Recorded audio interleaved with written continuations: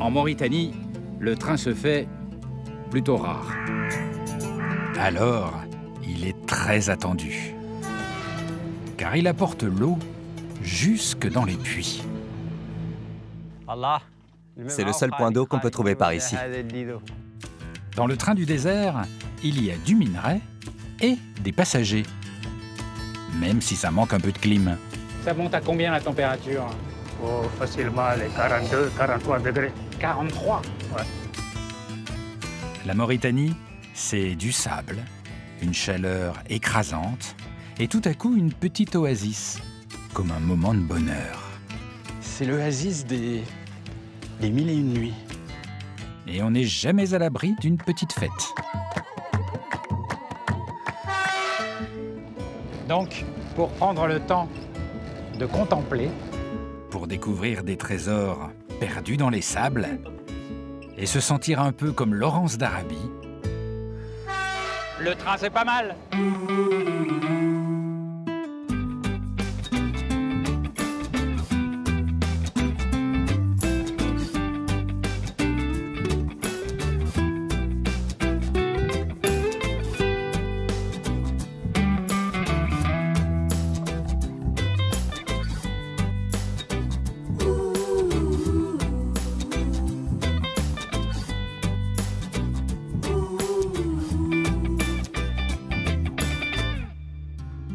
La Mauritanie, le Sahara.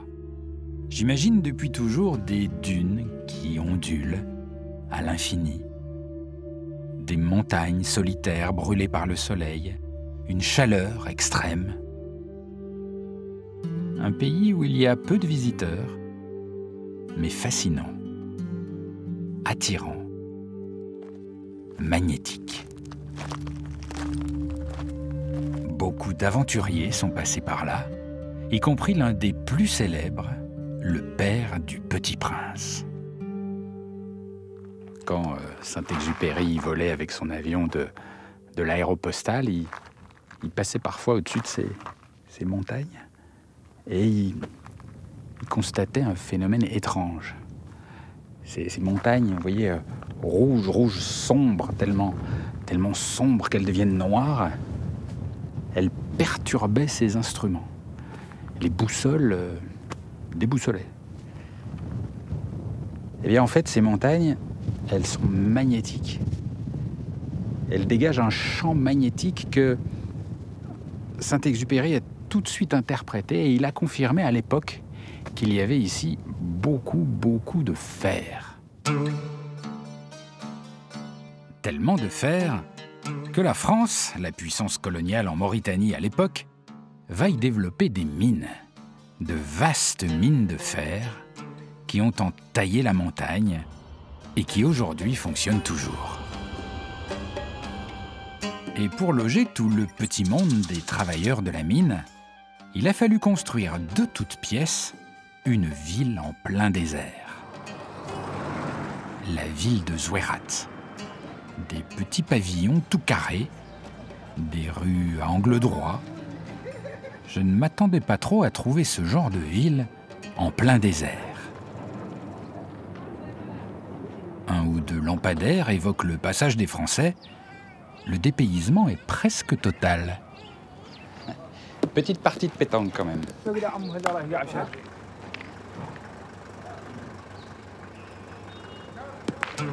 Et pour transporter le minerai de fer, les Français ont construit une ligne de chemin de fer.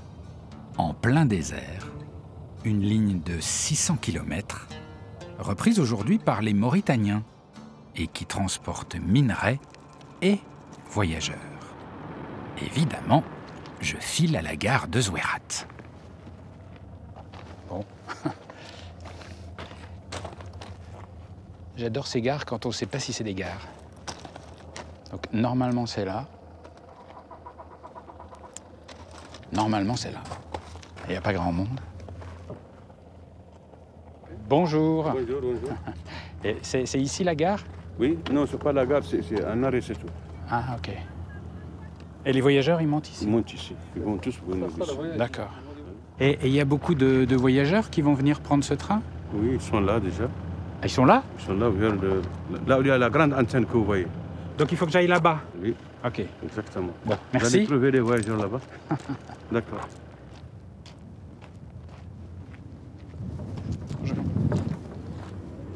Il fait un petit 43 degrés. Il y a quelques mouvements de train. Je pars à la pêche aux informations. Il y a du monde là. Bonjour. C'est là la gare? Il n'y a pas vraiment de gare ici. On s'adapte en fonction du train. Donc il faut se renseigner pour savoir où il s'arrête. Oui, il peut s'arrêter là, ou là-bas, ou à 30 km. Alors comment on fait pour savoir où il s'arrête? Il faut demander au contrôleur. Mais parfois, même lui, il ne sait pas trop. Il faut demander. Ah, d'accord. Il faut parler toujours. Il faut discuter. C'est le secret. Il y a du mouvement, je vois les gens qui remontent en voiture. Je ne sais pas ce qui se passe. Qu'est-ce qui se passe là? Je vois des gens qui partent en voiture. Ils partent pour voir s'il y a un arrêt là-bas, ils vont monter à partir de là-bas. À un autre arrêt? Non, oui, un autre arrêt. Parce que tant qu'il y a les mouvements de train, il n'y a pas un arrêt fixe. Ah, c'est compliqué, hein? C'est pas compliqué, vous allez voyager. De toute façon, nous-mêmes, on va aller voir ce qui se passe là-bas. Ah, faut aller là-bas? Nous, on va aller voir. On va aller voir. Vous restez ici jusqu'à retour. Je reste là. Voilà. Alors, tout le monde s'en va et moi, je dois rester là.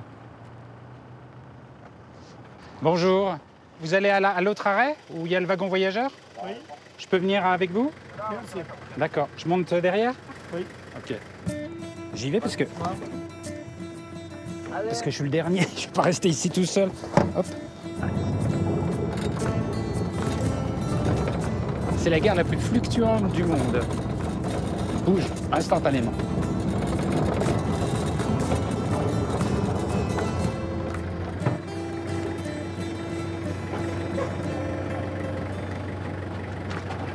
Merci, hein?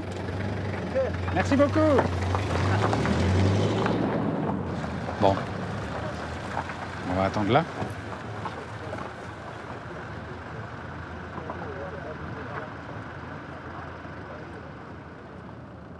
Vous avez vu le wagon voyageur?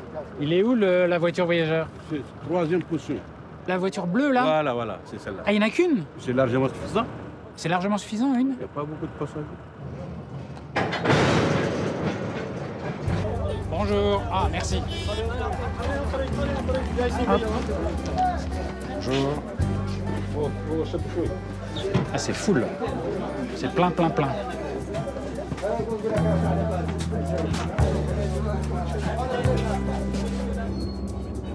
Me voilà enfin dans le grand minéralier de Mauritanie.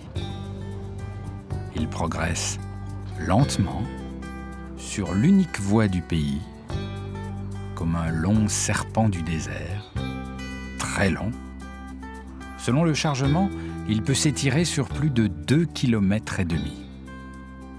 14 heures de voyage prévues à travers les sables. Il y a beaucoup de monde là dans le train. Oui, le train c'est ce qu'il y a de moins cher pour se déplacer dans le pays. Moins cher qu'en voiture. Et si tu veux voyager gratuitement, tu peux rester dans les wagons de minerais. Ah, il y en a qui sont sur les tas de minerais dehors. Oui, ça arrive quelquefois. Ils n'ont pas de quoi payer un billet. Pourquoi est-ce que vous faites ce voyage là aujourd'hui, vous? Là, je retourne travailler. J'étais venu par ici chercher de l'or, mais j'ai rien trouvé du tout. Alors je rentre. Ah bon? Vous êtes chercheur d'or? Il y a de l'or à trouver ici?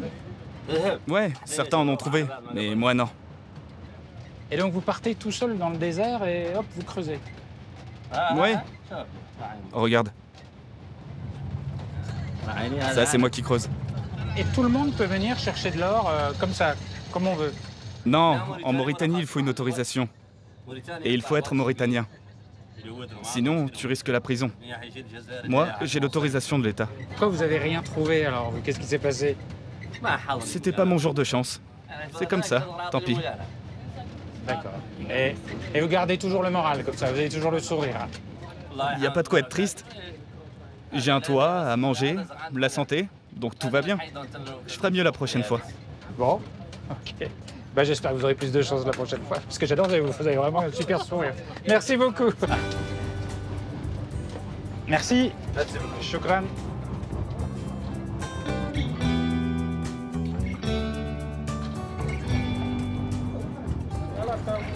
Ce qui est marrant quand on passe la tête à travers la fenêtre d'un train du Sahara, c'est que c'est très agréable. C'est l'air chaud, ça vous fait comme une caresse. C'est très doux.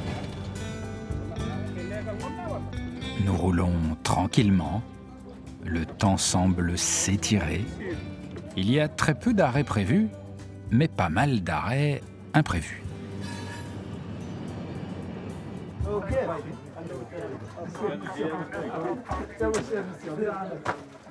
train s'arrête. Tout le monde descend. Oui. Salam alaikum. C'est là. Pourquoi le train s'arrête? Il y a un train qui arrive. Il vient de Nouadhibou et il va à Zouarat. On doit le laisser passer. Ah, c'est un lieu de croisement. Oui, un lieu de croisement. D'accord, parce que c'est une voie unique. Sinon. Oui, une voie. Et est-ce que les Mauritaniens l'aiment beaucoup, ce train? Est-ce qu'il a de la valeur? Est-ce qu'il est important? Il y a beaucoup. Il y a beaucoup. On l'aime, ce train. Tout le monde peut l'utiliser. On l'appelle le ramène tout ce qui reste. Il transporte tout, même les dromadaires, les voitures, les camions. De la nourriture comme les fruits, le poisson, tout ça. Ah, il ramène tout ce qui reste. Ah oui. Ah oui, ah oui, bah, il est bien ce train. Oui, c'est bon. D'accord, j'ai compris. Merci. Ah, merci. C'est bien. C'est pas mal comme nom, le ramène tout ce qui reste. Ouais, ouais.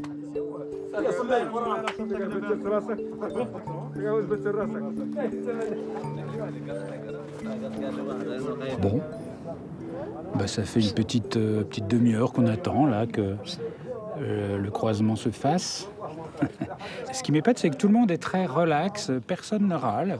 On a l'habitude. On est tranquille, on discute tous ensemble, il n'y a pas de problème. Et quand on nous le dit, on remonte et ça repart. Mais les passagers qui sont pressés d'arriver, ils râlent pas? Non, tout le monde reste calme. On fait connaissance, on prend le temps, et quand on peut repartir, on remonte dans le train. On fait un très long voyage tous ensemble. On passe des soirées et des journées à discuter. On apprend à connaître l'autre, sa vie. Et à l'arrivée, on est comme des frères. Oui, c'est ça. On devient frères. Ok, mais c'est vrai qu'il y a une bonne ambiance là, tout le monde a l'air vraiment sympa. Après une bonne petite heure à discuter, un train nous croise enfin.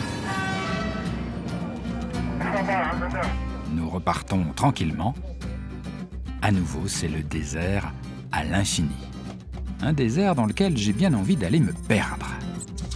Je descends non loin de la passe d'Amojar. Et le spectacle est tout juste incroyable. Dans une solitude totale, sous un soleil écrasant, silencieux, il y a un château. Un château au milieu de rien. Eh bien, c'est un mirage. Un faux château. Juste un décor abandonné. Le décor du film français Force Sagan, resté là depuis 1984. Tout seul, desséché.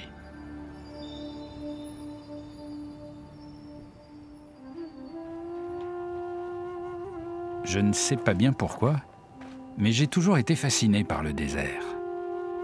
Et ici, juste une petite tache de vie, 3 fois rien, c'est tout de suite un grand bonheur.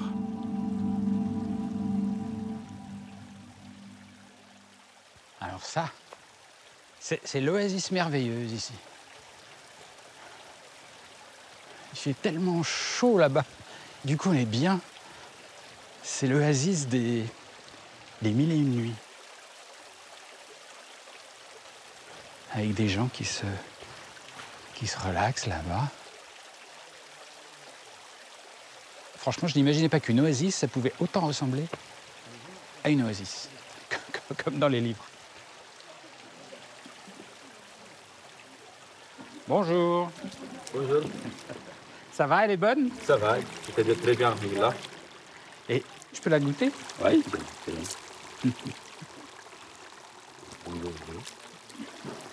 Ah oui, elle est chaude en plus. Elle est douce. Et alors, ce qui est marrant, parce qu'on voit personne dans le désert quasiment, et tout à coup, là, il y a plein de gens. Vous venez d'où tous? Nouakchott. Ah oui, Nouakchott, qui est loin. Oui, c'est loin, c'est 400 plus. Donc c'est la balade du week-end. Oui, c'est... Bah, c'est super agréable. c'est plein. Il y a beaucoup de petits oasis comme ça dans le désert. Oui, il y a beaucoup d'oasis ici. Mais c'est le plus joli ici. Bah, c'est vrai, il est super. Oui, c'est super. C'est comme dans les rêves. Oui, c'est le plus joli. Bah, merci, bon dimanche. Merci. Merci.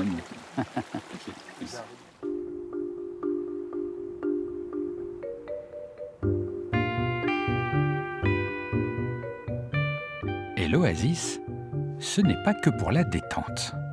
C'est aussi le lieu où l'on peut planter et cultiver.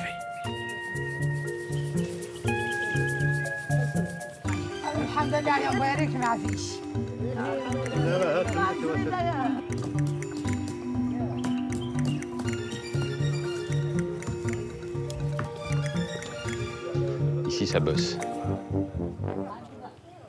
Ça bosse, puis il y a toujours cette atmosphère toute douce, toute paisible. Bonjour. Bonjour. Bon, j'arrive jamais à le dire. Salam alaikum. Salam alaikum. Alaikum bisalam. La baisse.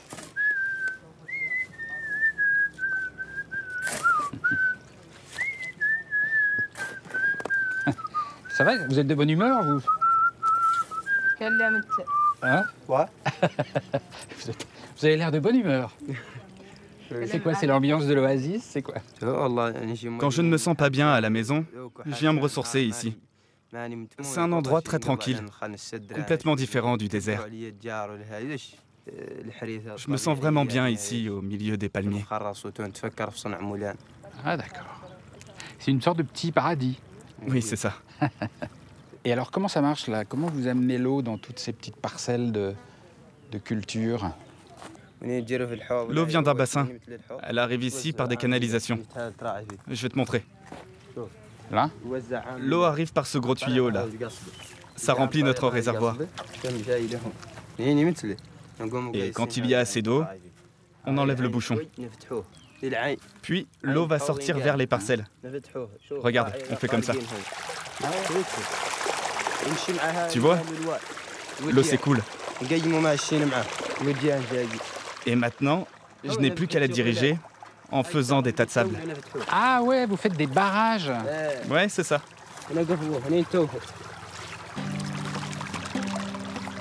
Ok.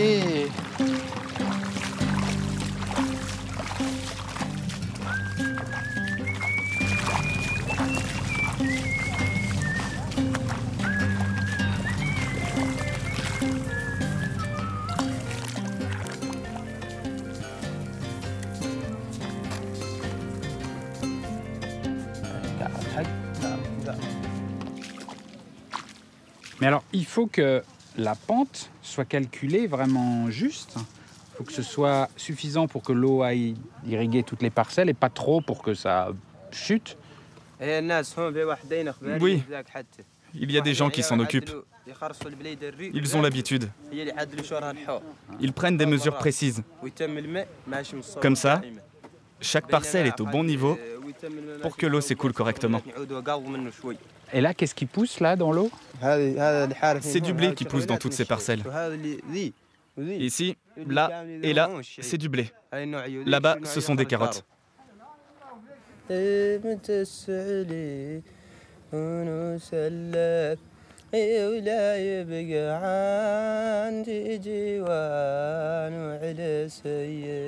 Ici, un petit filet d'eau et la vie apparaît, se glisse partout, s'adapte.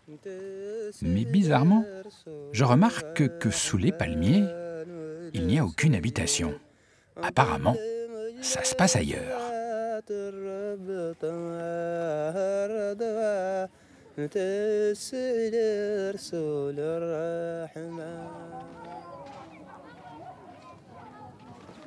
Ça, c'est votre village?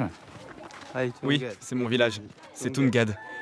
Alors, moi, il y a quand même un truc qui me surprend, c'est vous ne vous moquez pas, hein, parce que je pense que j'ai pas les bons réflexes, mais il y a une oasis merveilleuse là-bas, dans le vallon, et où il fait frais, il y a des palmiers, il y a de l'ombre, on est bien, il y a de l'eau. Et le village, il est construit en plein cagnard, sur la hauteur, dans le sable. Pourquoi vous n'allez pas vous mettre dans l'endroit où il fait frais? On vit comme les anciens ici. La Palmeraie n'est pas un bon endroit pour vivre. Dans la Palmeraie, il y a beaucoup de moustiques. Et avec eux, il y a toutes sortes de maladies. C'est infesté. La nuit, il y a aussi beaucoup d'insectes et c'est très sombre. C'est pour ça que l'on vit plus loin. Ah, d'accord. Ah, donc alors, le paradis n'est pas si paradisiaque, en fait. C'est le paradis quand on y travaille. Parce qu'il y a de l'eau et de l'ombre pour se reposer. Et on y cultive tout ce dont on a besoin pour vivre.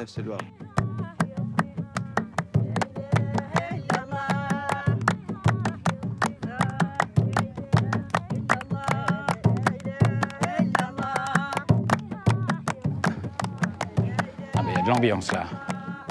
Dans le village, c'est tout calme, mais là, il y a de l'ambiance. Oui, habituellement, le village est plutôt calme. Mais aujourd'hui, c'est un jour particulier. Il y a une cérémonie de divorce. Tout le village est venu pour y participer. Une cérémonie du divorce? On fait la fête pour un divorce? Oui, c'est une tradition ici. Quand une femme divorce, ses amis et sa famille se réunissent pour faire la fête. Alors ça m'épate, parce que normalement on fait des fêtes pour les mariages ou pour les anniversaires, pas pour les divorces. Chez nous, c'est comme ça. La famille organise une fête pour les divorces. Regarde, c'est toutes les femmes qui arrivent. Elles arrivent du village d'à côté. Ce sont ses proches. Toutes les femmes du village qui sont là, je ne le crois pas. Elles arrivent avec un tambour. Elles sont très contentes de divorcer, hein.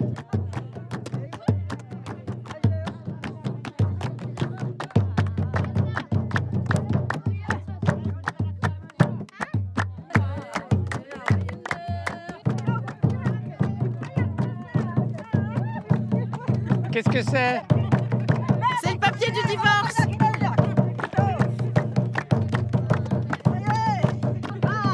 Et c'est vous la divorcée? Non, c'est ma fille.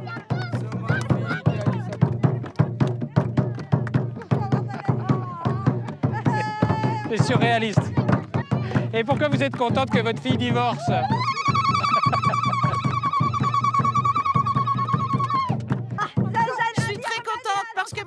Malheureuse avec son mari.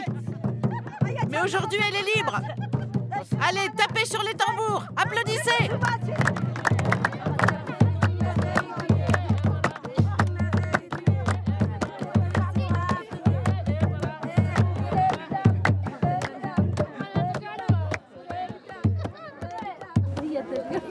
Bonjour. Bonjour. Et alors, c'est vous qui divorcez alors? Oui, c'est moi.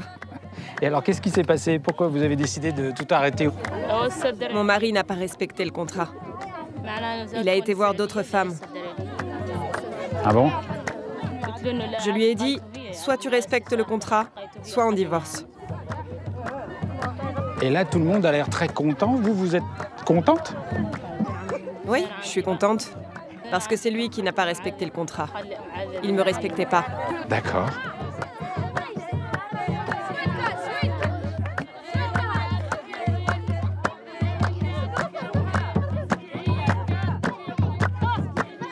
Et c'est vraiment une fête joyeuse, hein? Oui. C'est une belle fête. On célèbre sa liberté. Cette fête sert aussi à ce que tout le monde sache qu'elle est divorcée. Comme ça, si un autre homme veut l'épouser, il le sait.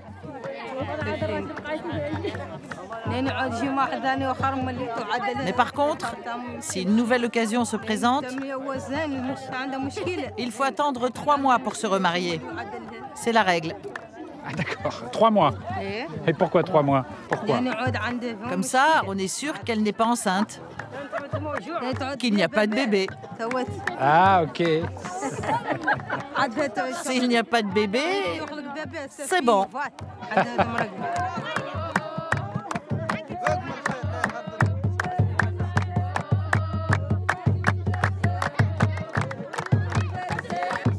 Salam alaikum.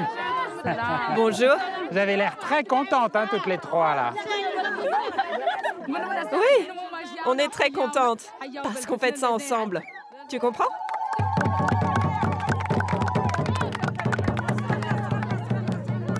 Et du coup, est-ce qu'il y a beaucoup de divorces en Mauritanie? Oui, il y a beaucoup de divorces en Mauritanie. Beaucoup de divorces. Surtout chez les plus jeunes. Ils se marient très tôt, ils divorcent, ils se remarient. Beaucoup?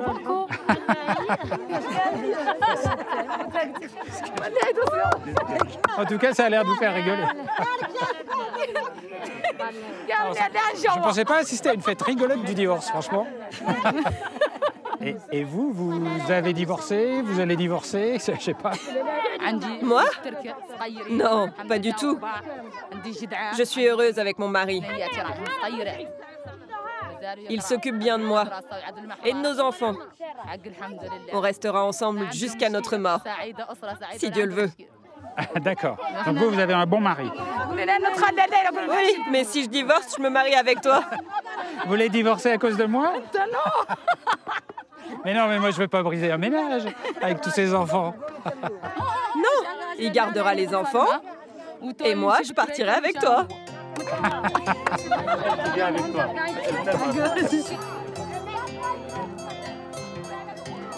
Eh bien, merci beaucoup. Merci beaucoup. Shukran. Et mes amitiés à votre mari.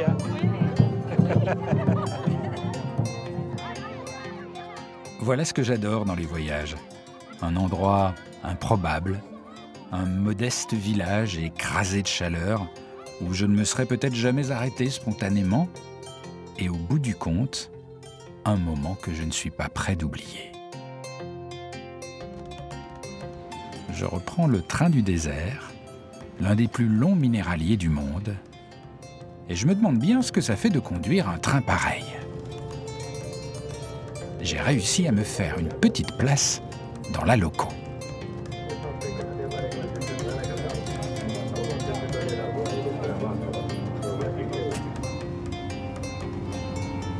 Ça y est, c'est parti là. Et donc là, derrière, on tire combien de tonnes là? Là, on tire 126 wagons. 126 wagons? 126 wagons. Les wagons de 120 tonnes. Chaque wagon 120 tonnes? Chaque wagon 120 tonnes. Mais c'est un monstre cette locomotive? C'est un monstre, oui. Chaque machine fait 3000 chevaux. 3000 chevaux. Et il y a combien de locaux? Il y a 2 locaux. Donc ça fait 6000 chevaux? 6000 chevaux, oui. Et vous conduisez quand même un des trains les plus longs du monde quand même? Oui. Ça part des fois de 94 wagons jusqu'à 200 et quelques. 200 wagons? 200 wagons. Et dans ce cas-là, le train, il fait quelle longueur? Ça va faire une longueur de 2000 et quelques. 2 km? 2 km, oui. Mais alors, quand vous conduisez un train qui fait 2 km de long, s'il se passe quelque chose sur le dernier wagon, comment vous le savez? Je passe sur la tête pour regarder sur la courbe de train. Ah, vous regardez dans les virages? Dans les virages, oui. Et moi, je remarque un truc quand même, c'est que la cabine n'est pas climatisée, donc il doit faire chaud quand même. Les cabines ne sont pas climatisées, malheureusement. En été, il fait très chaud. Ça monte à combien la température? Oh, facilement les 42, 43 degrés. 43? Ouais. Et ils arrivent à bosser quand même, les gars? Ah ouais. On est habitués. Nous sommes les gens du désert. Ah oui, on ne peut recruter pour ce poste que des gens du désert. Voilà. On est habitués. D'accord. Ouais. Et alors, moi j'ai une petite question. Pourquoi vous mettez la voiture voyageur tout à l'arrière du train? Parce qu'on ne peut pas le mettre au milieu du train. Il y a des personnes qui sont à l'intérieur. Donc avec les réactions du train, compression, tension, on va les secouer. Pour cela, on les met derrière, tranquille de côté. Et là, il n'y a pas de problème. D'accord. Sur ce train, j'ai l'impression d'être comme dans un paquebot, comme un puissant navire qui sereinement dessine sa trace sur le sable, beau comme au cinéma.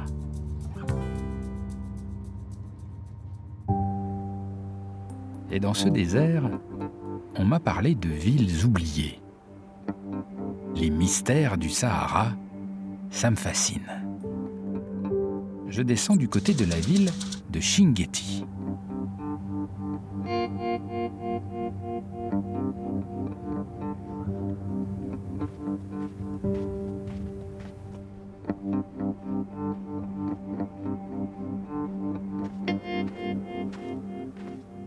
En fait, la Mauritanie, c'est le pays des cités englouties.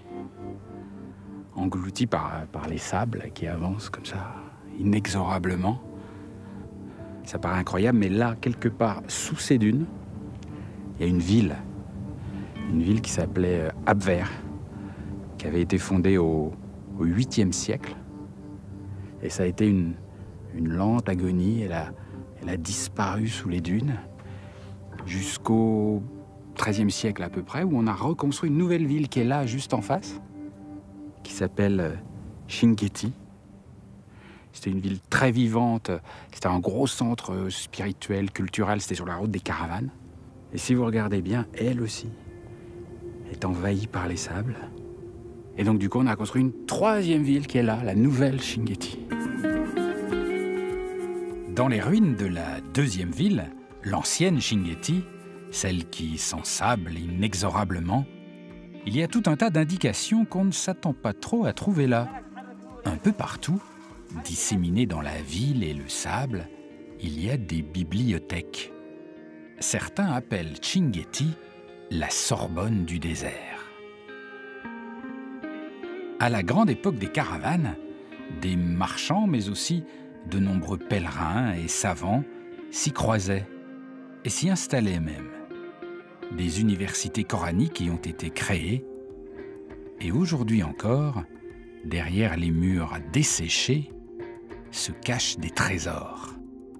J'ai rendez-vous avec Saïf, l'un des maîtres des lieux. Bonjour. Ah, bonjour mon ami. Bonjour. Vous êtes Saïf? Ah oui, moi c'est... Ça va? Enchanté. Oula, je vais vous aider. Enchanté. Vous aviez l'air très pensif. Enchanté, enchanté. J'essaye d'être un peu sage. C'est vrai? Et est-ce que vous réussissez?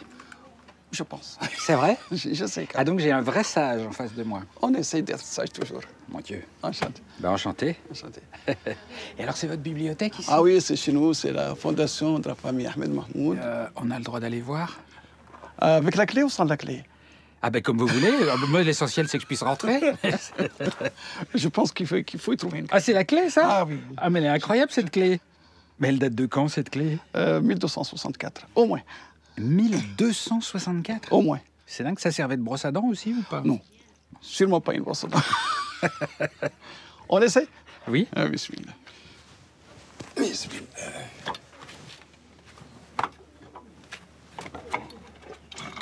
Et ça marche qu'avec la clé? Qu'avec la clé. Même si on secoue sans la clé, ça sans marche la pas. clé, il faut alerter le forgeron qui doit démonter la serrure en cas de perte de clé. Sans la clé, c'est pas possible. D'accord. Mais avec la clé, c'est bien possible. Ah ouais.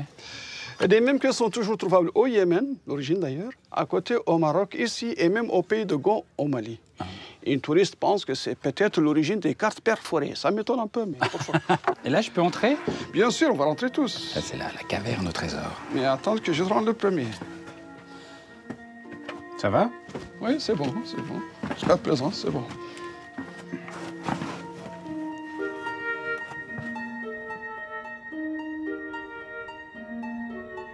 Je vous propose d'ouvrir la porte cette fois. Je mets dessous? Non, à l'intérieur. À l'intérieur, là. Ouais, vous n'avez pas... J'ai pas bien... Ah oui, pardon, excusez-moi. Il faut chasser les pointes qui empêchent les peintes de coulisser. Donc, oh. Mais bravo, vous avez fait, c'est bien. Bravo. Ah, c'est pas mal. Ah, vous avez fait la porte, tant mieux.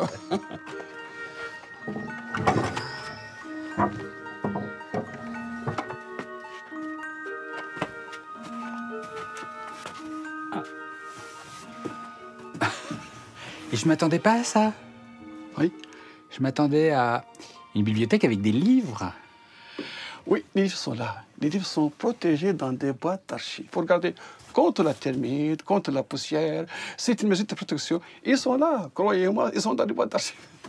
Et je peux en voir un? Bien sûr. Mais il faut que je prenne mes gants. Vos gants, pourquoi? Oui, c'est dans le plaisir. Il faut préserver le patrimoine encore. Il ne faut pas toucher sans les gants parce que c'est très, très fragile.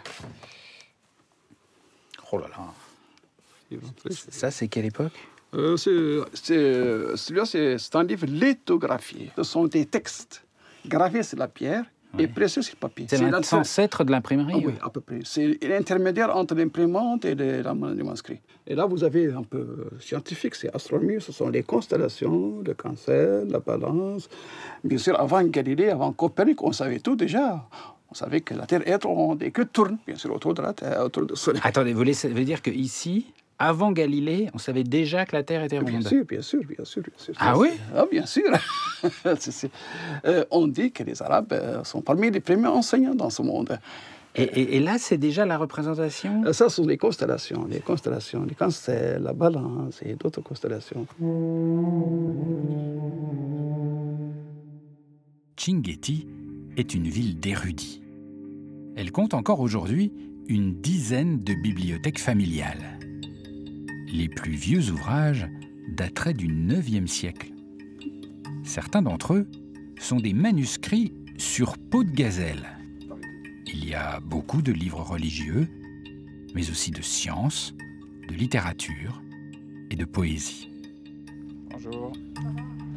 Saïf me fait voyager de bibliothèque en bibliothèque, dans un passé incroyablement riche, au cœur de cette cité rongée par les sables.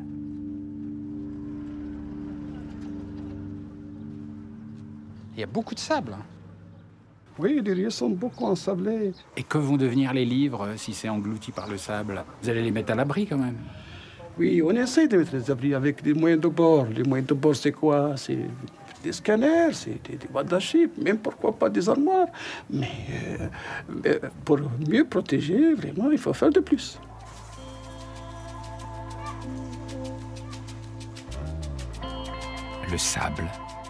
Le sable partout, tout le temps. Dans le désert, c'est comme un élément avec lequel il faut composer chaque jour. Même le train doit s'adapter. Il y a en permanence des hommes qui travaillent, se battent pour que le sable ne recouvre pas la voie et ne provoque des déraillements. Car la voie ferrée est aussi une ligne de vie indispensable. C'est elle qui apporte l'eau, l'autre élément avec lequel on ne plaisante pas dans le Sahara. Le long de la voie ferrée, le train de l'eau, avec ses citernes, dessert des puits qui sont autant de points de rendez-vous essentiels pour les éleveurs nomades.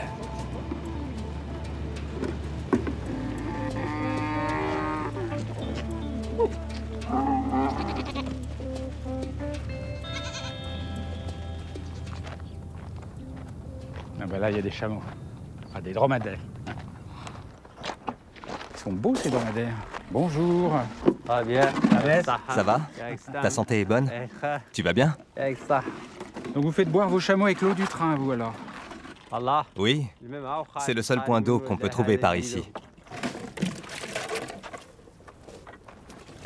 Et là, il y a assez d'eau pour tout le monde, là? Non, aujourd'hui, il n'y a plus beaucoup d'eau. Et c'est gratuit, tout le monde peut venir comme il veut?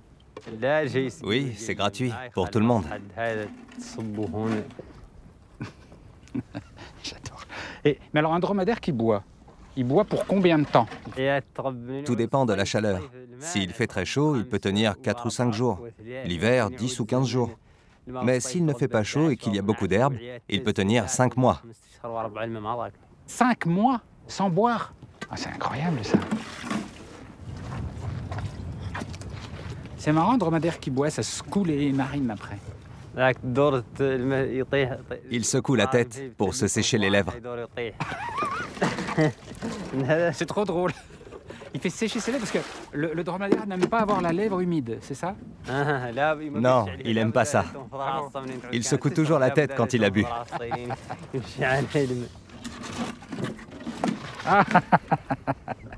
Donc si on embrasse un dromadaire, on est sûr qu'il aura les lèvres sèches.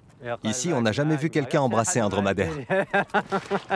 Ils ont l'air sympas. J'adore cet animal. J'aime bien ses yeux avec ses grands cils. Et vous allez où maintenant? On doit aller assez loin, à Choum. Et je peux aller un peu avec vous? Ça dépend. Est-ce que tu es un bon marcheur? Pourquoi faut marcher? Parce qu'on ne monte pas sur les dromadaires? Non, on marche. On monte que si on est trop fatigué. T'as pas de dromadaire chez toi? Non, non. Pas un seul? Pas un seul. Zéro chameau. Zéro. T'as des chèvres, des moutons? Les moutons? Des vaches? Les vaches? Non, j'ai pas de moutons et pas de vaches. Mais parce que j'habite en ville. Des voitures? Voitures, non plus. Pour moi, c'est bizarre de n'avoir ni chameau, ni mouton, ni voiture. Chez nous, ici, en Mauritanie, un homme doit posséder du bétail ou des terres. Il doit élever des animaux ou cultiver la terre. Il y en a qui sont fonctionnaires aussi. Mais personne ne reste à rien faire. Les bras croisés. Ah, ok. Donc je ne suis pas un homme vraiment, si je comprends bien.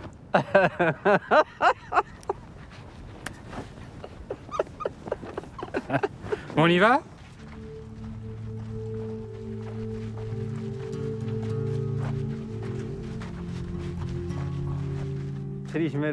Tu devrais quand même t'acheter un dromadaire. C'est bien pratique. Ce qui m'embête, c'est que j'ai pas de place de parking chez moi, et c'est en ville. T'achètes un dromadaire et tu le laisses ici, en Mauritanie. Moi, je m'occupe de lui quand t'es pas là. Et quand t'arrives, il est là pour porter tes bagages. Ah oui, c'est pas mal ça. Ça évite d'avoir à louer une voiture quand j'arrive, et tu sais, c'est vrai que c'est pas mal.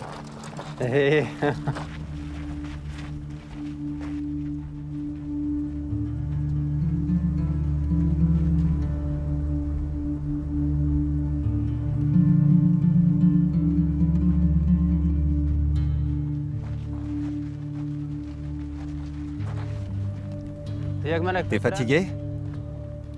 Fatigué? Non. Et vous pouvez marcher combien de temps sous le soleil comme ça? Il fait chaud. Moi, j'aime marcher. Et je suis habitué au soleil. Je peux marcher toute la journée, du lever au coucher du soleil. Et ça marche bien, ça? C'est efficace? Oui, ça protège très bien. Tu veux essayer? J'en ai toujours un autre avec moi. Ouais? Ah bah bleu, j'aime bien. Ah, mais je sais pas faire, moi. Ouais. Je sais pas comment on fait.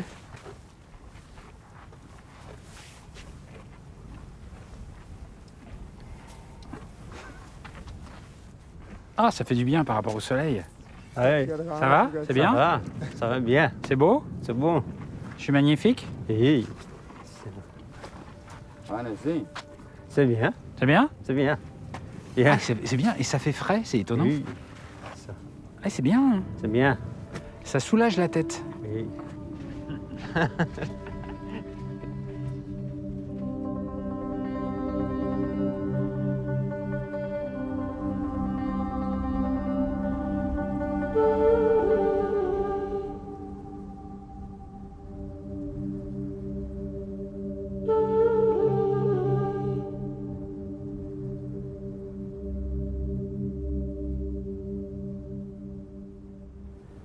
C'est vraiment beau, là.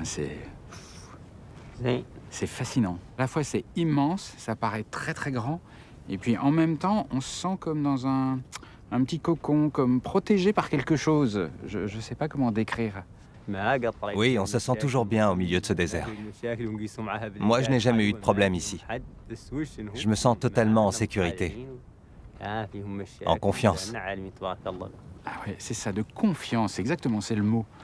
On se sent en confiance alors qu'on est tout seul. Ça vient d'où ce sentiment de confiance, d'après vous? C'est parce qu'ici, rien ne peut nous arriver. On est des gens pacifiques. On n'a de problème avec personne. Ben, c'est magnifique. Magnifique.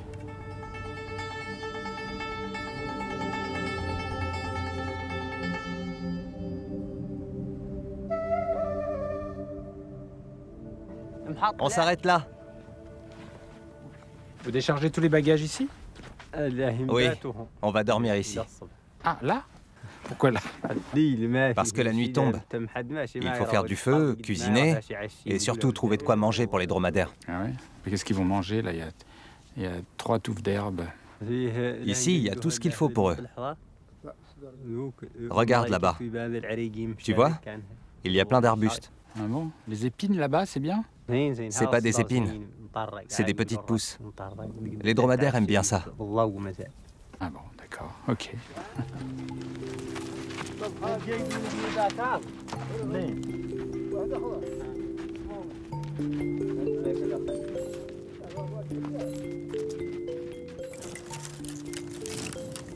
Et ça prend bien, hein, ces herbes-là. Et rien que ça suffit pour la soirée. Oui, ça suffit pour préparer le repas et faire chauffer le thé. J'adore ce moment dans le désert. Et c'est vraiment le meilleur moment, là. Il fait bon, il fait pas encore froid. Le soleil s'est couché, il ne nous brûle plus. C'est délicieux. Oui, c'est vraiment très agréable. Quand le soleil se couche, il fait frais. Ce que j'aime le plus, c'est des journées comme aujourd'hui, où on marche ensemble, et puis on campe. Et j'aime surtout trouver de belles touffes d'herbe pour les dromadaires. Ce que vous aimez dans la vie dans le désert, c'est les touffes d'herbe pour les chameaux, d'accord? Ben oui, forcément. Est-ce que vous pourriez vivre dans une grande ville bruyante? Non, non, vraiment pas. Je n'aime pas du tout vivre en ville. Je préfère vivre dans le désert. Je n'aime pas la pollution des villes. Je n'aime pas non plus les lumières. Ah oui, les lumières électriques, vous aimez pas ça? Vous préférez le noir de la nuit du désert? Il n'y a rien de plus beau que la nuit dans le désert. Une lampe de poche suffit, et le clair de lune, c'est encore mieux. Ben, vous êtes la première personne au monde qui me dit « J'aime pas la ville parce que le noir me manque ». Et c'est pas faux, en fait. J'y avais jamais pensé.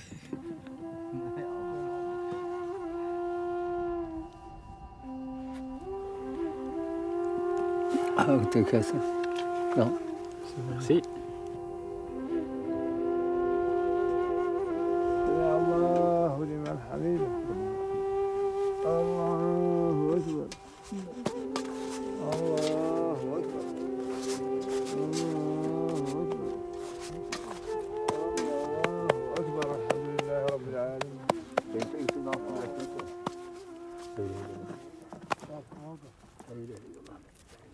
Ah, et vous mettez les crêpes dans le sable? Oui. Ah, d'accord. C'est le sable qui a chauffé sous les braises qui va cuire la pâte, c'est ça? Oui. Oui, c'est ça. C'est le four naturel au sable. Oui.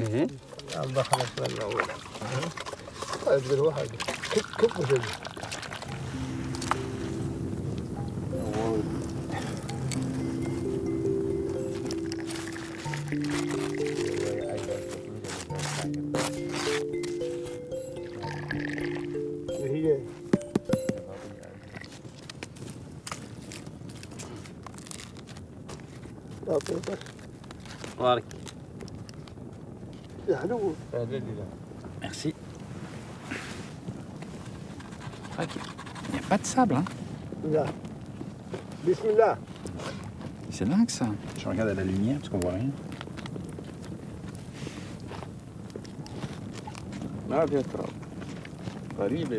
Ah, c'est bon. Non, c'est un bon pain. Et il n'y a pas un grain de sable. C'est fou, c'est incroyable. En fait, vous êtes un vrai cuistot du désert, hein. Les autres, ils vous regardent faire. Quand on part longtemps comme ça, on cuisine chacun son tour. Et la famille vous manque pas quand vous partez comme ça longtemps dans le désert? Bien sûr que nos familles nous manquent. On a parfois de leurs nouvelles par les voyageurs qu'on croise. Et vous partez longtemps, loin de votre famille? Tout dépend de ce qu'on a à faire. On peut partir 7 mois. Vous partez 7 mois de la maison, c'est énorme. Oui, mais ma vie et celle de ma famille dépendent du désert. On est des bergers. On se déplace avec les dromadaires pour leur trouver de la nourriture. Et parfois, on doit aller très loin de chez nous. Et alors, si je vous disais, à partir de demain, vous ne partez plus dans le désert et vous êtes tout le temps avec la famille, qu'est-ce que vous me diriez? Je dirais que c'est impossible. Le désert, c'est toute ma vie. Je suis heureux comme ça. Et je vais vous dire un truc, votre bonheur, il se voit dans votre sourire et votre rire. Bah, c'est pas mal ici, hein, oui. Près du feu. J'aime bien. C'est bien. C'est bien, là. Oui.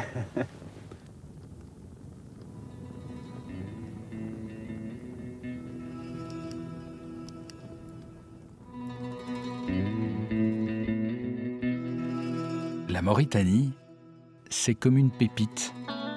Peu de visiteurs, peu de villes et d'infrastructures.